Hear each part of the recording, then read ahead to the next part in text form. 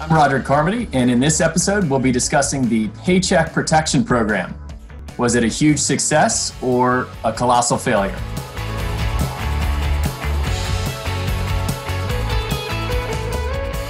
I'm joined today by Bruce Klein, a partner in CrossCountry's financial services practice, to discuss one of the most talked about acronyms these days, the PPP, the government's Paycheck Protection Program for small businesses under the CARES Act, and to get a little bit of insight into the upcoming loan program known as Main Street Lending. Bruce, thanks for joining me. Hey, Roderick, great to be with you. Good to see you. First question, have you made it past your mailbox today? Quarantine's getting a little tough here, but I got to bring my garbage pails back from the curb, so that was pretty exciting today. Well done, you're ahead of me.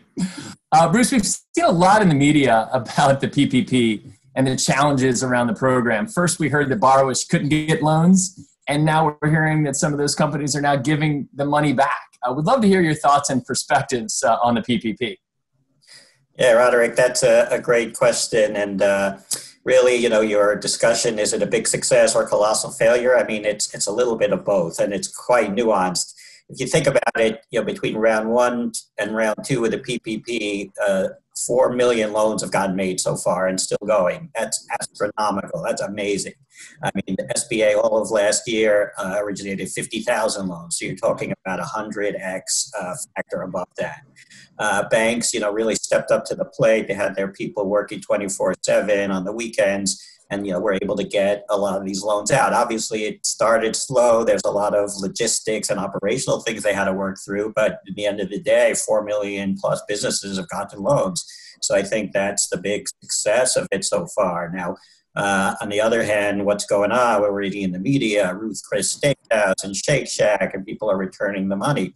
Well, nobody really did anything wrong here. The way the legislation was written, it wasn't that tight in terms of who was eligible. So if you read the law and said, hey, I'm under 500 people, I'm hurt by this pandemic, I'm going to apply.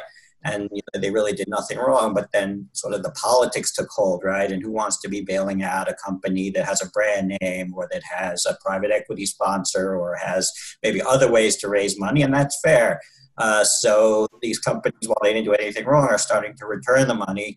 And, the guidance that came out on that came out late. So nobody's liable if you return the money. But so I don't know if that would call that a failure. I'd call that a little bit of failure of trying to move too fast.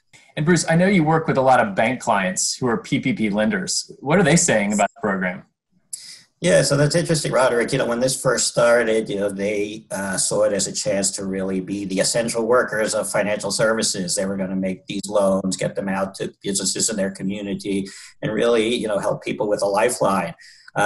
They pulled people off, like I say, off of their day jobs, and everybody worked nights and weekends to get these done, and they felt really good about it. But then when some of the questions started emerging, hey, why did these people get loans and not me? Did you really do it first come, first serve? Did you care about the smaller business? They started to feel like, hey, we killed ourselves to make this program a success, and now we're, getting all sorts of questions that really are not necessarily fair, and maybe having second thoughts about participating, but feeling a little bit burnt by the way it's headed. And I tell you the truth, that could have a chilling effect on upcoming programs like Main Street Lending.